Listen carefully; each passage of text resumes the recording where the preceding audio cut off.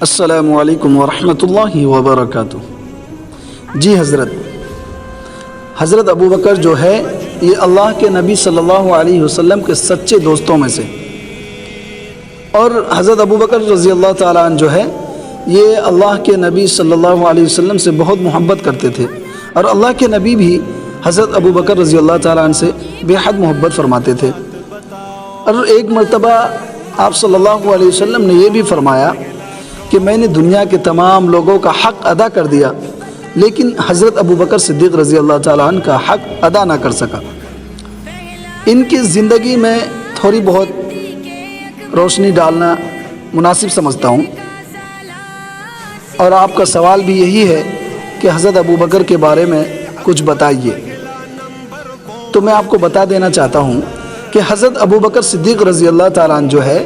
یہ قریش کے خاندان میں پیدا ہوئے تھے۔ ابو بکر جو ہے یہ آپ کی کنیت ہے، نام آپ کا عبداللہ ہے۔ والد صاحب کا نام عثمان تھا اور والدہ کا نام سلمہ تھا۔ آپ بچپن ہی سے نیک طبیعت اور سادہ مزاج انسان تھے، اور زمانہ جہالت میں یعنی جہالت کے زمانے میں آپ نے نہ کبھی شراب پی اور نہ کبھی بتوں کو پوجا۔ عمر میں حضور صلی اللہ علیہ وسلم سے 2.5 سال چھوٹے تھے،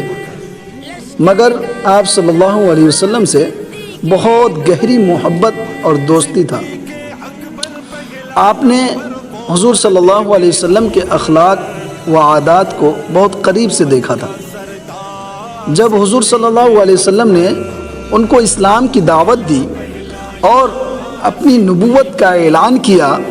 تو مردوں میں سب سے پہلے ایمان لانے کی سعادت حضرت ابو بکر رضی اللہ تعالیٰ عنہ کو ہوئی، اور حضور صلی اللہ علیہ وسلم کی نبوت کی تصدیق اور زندگی بھر جان اور مال سے ساتھ دیتے رہے اور اسلام کی تبلیغ میں مشغول رہے، مگر اور مکہ کے 13 سالہ زندگی میں مشرکوں کی طرف سے پہنچائی جانے والی ہر قسم کی تکلیف کو برداشت کرتے رہے۔ اہم مشورے اور راز و نیاز کی باتیں اللہ کے نبی صلی اللہ علیہ وسلم انہی سے کرتے تھے۔ چنانچہ ہجرت کے موقع پر ابو بکر صدیق رضی اللہ تعالیٰ عنہ نے آپ صلی اللہ علیہ وسلم کے ساتھ غار ثور میں 3 دن قیام فرمایا، پھر وہاں سے مدینہ منورہ تشریف لے گئے۔ اسلام کی حفاظت کے لیے ہر موقع پر اپنا مال خرچ کرتے رہے اور دین کی سربلندی کے لیے پوری بہادری کے ساتھ تمام غزوات میں شرکت فرماتے رہے۔ اور آپ کو معلوم ہونا چاہیے کہ رسول اللہ صلی اللہ علیہ وسلم کے اس دنیا سے رحلت فرمانے کے بعد حضرت ابو بکر صدیق رضی اللہ تعالیٰ عنہ مسلمانوں کے پہلے خلیفہ بنے، اور تقریباً 2.25 سال کی مدت میں بڑے بڑے کارنامے انجام دیے، یعنی کہ 2.25 سال جو ہے حضرت ابو بکر صدیق رضی اللہ تعالیٰ عنہ خلافت سنبھالی، اور ان میں بڑے بڑے کارنامے انجام دیے، جن میں مسلمانوں کے خلاف جنگ کرنے والوں کے مقابلے کیے اور ان کے لیے لشکر تیار کیے، جھوٹے نبوت کا دعویٰ کرنے والوں کا خاتمہ کرنا، اسلام سے پھر جانے اور زکوٰۃ کا انکار کرنے والوں سے مقابلہ کرنا، منافقین کی سازشوں کو ختم کرنا، مسلمان کے سخت دشمن عیسائی بادشاہ ہرقل کے خلاف فوج روانہ فرمانا آپ کے اہم کارنامے تھے۔ اور حضرت ابو بکر صدیق رضی اللہ تعالیٰ عنہ یہ بہت ہی سادہ زندگی کے مالک تھے، ہر ایک سے مل جل کر رہتے، ضرورت مندوں کا خیال رکھتے، مہمانوں کو کھانا کھلاتے، پریشانی میں دوسروں کے کام آتے، اور کپڑے کی تجارت کر کے اپنا گزر بسر کرتے تھے۔ اور جب خلیفہ بنائے گئے تو صحابہ کے مشورے سے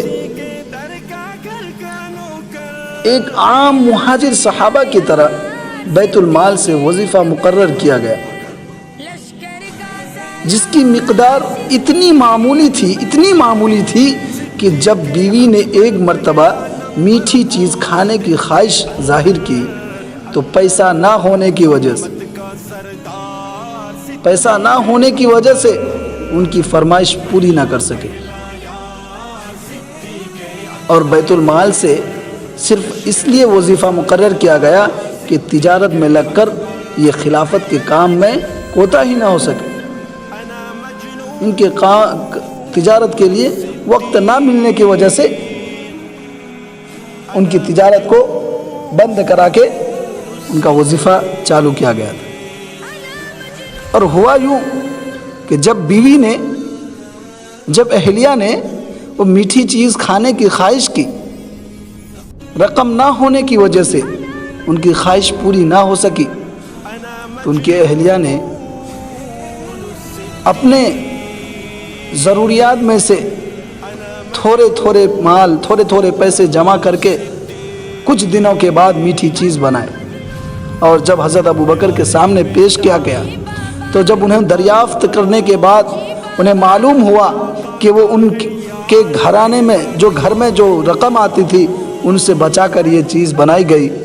تو حضرت ابوبکر رضی اللہ تعالی عنہ ایسے صحابہ تھے، ایسے خوددار تھے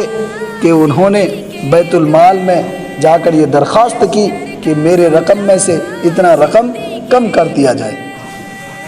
یہ ہمارا صحابہ تھے جن کے ہم پیروکار ہیں، جن کی بنیاد پر آج ہماری زبان پر خوشی کے مارے لہر اٹھتی ہے کہ ہم ایسے صحابہ کے اللہ کے نبی صلی اللہ علیہ وسلم ایک موقع پر فرمایا کہ میرے صحابہ ستاروں کے مانند ہے،